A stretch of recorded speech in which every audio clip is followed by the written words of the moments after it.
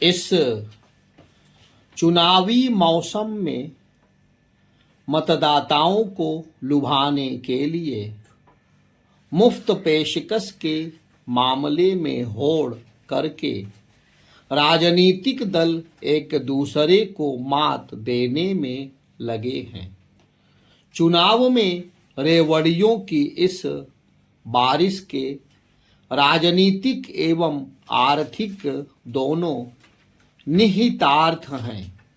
साथ ही यह उन राजनीतिक दलों के दोहरे रवैये को भी जाहिर करता है जो मुफ्त पेशकश के मामले में दूसरे दलों को तो आईना दिखाते हैं, लेकिन चुनाव जीतने के लिए खुद उनका सहारा लेने से कोई संकोच नहीं करते। यह दोहरा रवैया भाजपा के डीएनए में है। गत 16 जुलाई को ही प्रधानमंत्री नरेंद्र मोदी ने कहा, रेवड़ी संस्कृति देश के विकास की राह में बाधक है। रेवड़ी संस्कृति के पैरोकार कभी एक्सप्रेसवे, एयरपोर्ट और डिफेंस कॉरिडोर नहीं बना सकते।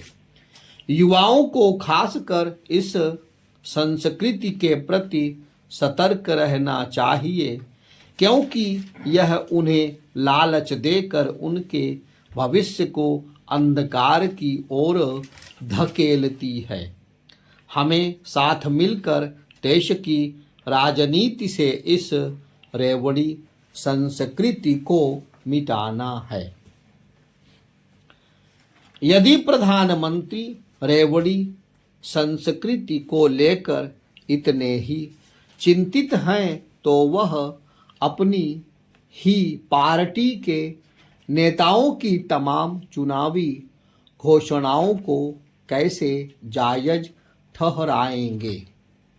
उत्तर प्रदेश के पिछले विधानसभा चुनाव में भाजपा अध्यक्ष जेपी नड्डा ने ऐलान किया था कि राज्य की लड़कियों को सशक्त बनाने के लिए उनकी सरकार मेधावी छात्राओं को मुफ्त स्कूटी देगी। भाजपा ने गरीब परिवारों की लड़कियों की शादी में 1 लाख रुपए की वित्तीय सहायता का भी वादा किया। मध्य प्रदेश में भी भाजपा ने किसानों को भारी भरकम सब्सिडी दी।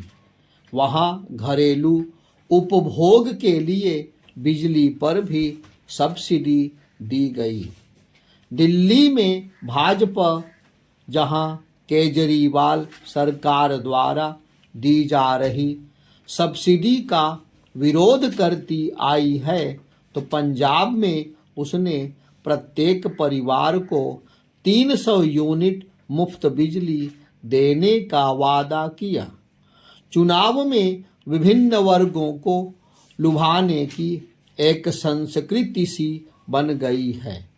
इस खेल में भाजपा इकलौती खिलाड़ी नहीं, कांग्रेस सहित सभी राजनीतिक दलों ने इसे बढ़ावा दिया है। खास तौर से आम आदमी पार्टी यानी आप इस संस्कृति की प्रवर्तक रही, जिसने दिल्ली में इसे आजमाया और जनता ने भी पार्टी को दोबारा सत्ता सौंपकर उसे पुरस्कृत भी किया। इन मुफ्त पेशकशों की प्रकृति की पड़ताल करेंगे तो पाएंगे कि ये उपाय समाज के उस विपन्न तबके की स्थिति में सुधार से जुड़े हैं जिसे आर्थिक सहायता की आवश्यकता होती है। इसी कड़ी में संप्रग सरकार ने मनरेगा जैसी संकल्पना की थी। मनरेगा के माध्यम से अकुशल कर्मियों को 100 दिन का रोजगार उपलब्ध कराना था। इसका उद्देश्य प्रत्येक ग्रामीण परिवार को एक निश्चित आय प्रदान करना था। इसके अतिरिक्त किसानों की कर्ज माफी हुई। चूंकि किसानों के पास कर्ज अदायगी के लिए पर्याप्त संसाधन नहीं थे, तो इसका मकसद उन्हें उस स्थिति से उबारना था। बाढ़ और सूखे से फसल को हुए नुकसान के अलावा औपचारिक अनौपचारिक स्रोतों से कर्ज लेने के अतिरिक्त ग्रामीण संकट बढ़ाने वाले कई कारण प्रभावी रहे। उल्लेखनीय है कि कृषि में लागत के अनुपात में किसानों की आमदनी उतनी नहीं बढ़ी है। उज्ज्वला जैसी केंद्र की कथित रेवड़ी योजना को ही लें तो इसने राजनीतिक रूप से लाभ पहुंचाने के अलावा ग्रामीण परिवारों को रियायती दरों पर सिलेंडर की सुविधा भी प्रदान की है। एक कड़वी हकीकत यह भी है कि देश के 80 करोड़ लोगों की मासिक आय करीब 5,000 रुपये है। ऐसे में विभिन्न सरकारी योजनाओं और सहायता के बिना उनकी गुजर बसर संभव नहीं लगती। केंद्र सरकार की कल्याणकारी योजनाएं भी 2 प्रकार की हैं। करीब 740 केंद्रीय योजनाओं का पूरा व्यय केंद्र सरकार वहन करती है। फिर केंद्र प्रायोजित योजनाओं को की बारी आती है, जिनके खर्च की पूर्ति केंद्र और राज्य सरकारें मिलकर करती हैं। इनमें वित्तीय समावेशन, मुफ्त स्वास्थ्य सेवाएं, जल से नल, किसानों के लिए कर्ज और बीमा, मुफ्त एलपीजी कनेक्शन और रियायती दर पर सिलेंडर, बालिका शिक्षा, मकान बनाने के लिए वित्तीय सहायता और बिजली जैसी योजनाएं शामिल हैं। इनमें से अधिकांश योजनाओं की संकल्पना कांग्रेस ने की थी और मोदी ने न केवल उन्हें अपनाया बल्कि उनकी रीब्रांडिंग कर यह अनुभूति कराई कि वही उनके मूल प्रवर्तक हैं। रेवड़ी योजनाओं का अस्तित्व और उनका निरंतर विस्तार यही संकेत करता है कि एक के बाद एक सरकारें आर्थिक मोर्चे पर ऐसा परिवेश बनाने में नाकाम रही हैं जिसमें नागरिकों को एक निश्चित आय के अवसर मिल सकें। ऐसे में मुफ्त सुविधाएं मुश्किलों से मुक्ति का माध्यम प्रतीत होती हैं। एक ऐसे देश में जहां सामाजिक सुरक्षा आवरण का अभाव है, वहां ये और आवश्यक हो जाती हैं। ऐसे में यह सवाल उठना स्वाभाविक है कि यदि मोदी सरकार के पिछले करीब 10 वर्षों में लोगों का जीवन स्तर सुधरा होता तो हमें रेवड़ी संस्कृति में संकुचन दिखाई देता।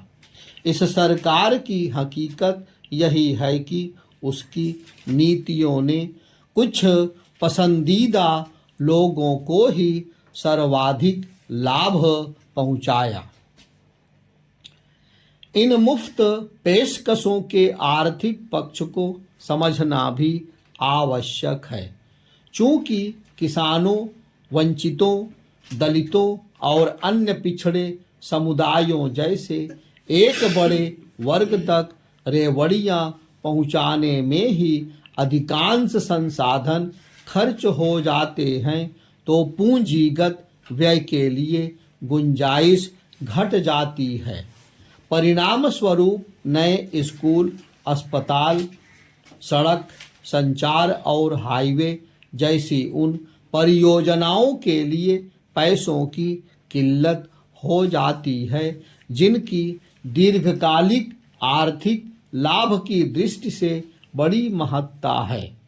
तब प्रधानमंत्री की वह चेतावनी सही लगती है कि रेवड़ी संस्कृति विकास में अवरोध बनती है, क्योंकि पूंजीगत व्यय ही आर्थिक वृद्धि को गति प्रदान करता है।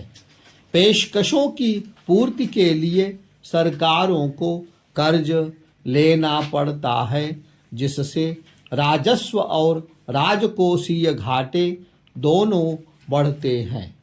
कर्ज की देनदारी बढ़ती है। यह एक ऐसी चुनौती है जिससे अनुवर्ती सरकारों को जूझना पड़ता है। बहरहाल सरकारों के पास तब कोई और चारा भी नहीं बचता जब वे आज़ादी के 75 वर्ष बाद तक सामान्य जन को तमाम बुनियादी सुविधाएं उपलब्ध कराने में भी नाकाम रही हैं। रेवड़ी पर प्रधानमंत्री की चिंता को लेकर हम उनके आभारी हैं, लेकिन साथ ही उनसे यह अनुरोध भी करते हैं कि वह यह स्वीकार करें कि गरीबी और अभावग्रस्तता जैसी समस्याओं के समाधान में उनकी सरकार नाकाम रही है। हमें ऐसी सरकार चाहिए जो संस्थागत स्थिरता प्रदान करे, टकराव बढ़ाने के बजाय आर्थिक वृद्धि को गति दे। ऐसी सरकार के चुनाव में आगामी आम चुनाव निर्णायक पड़ाव होगा।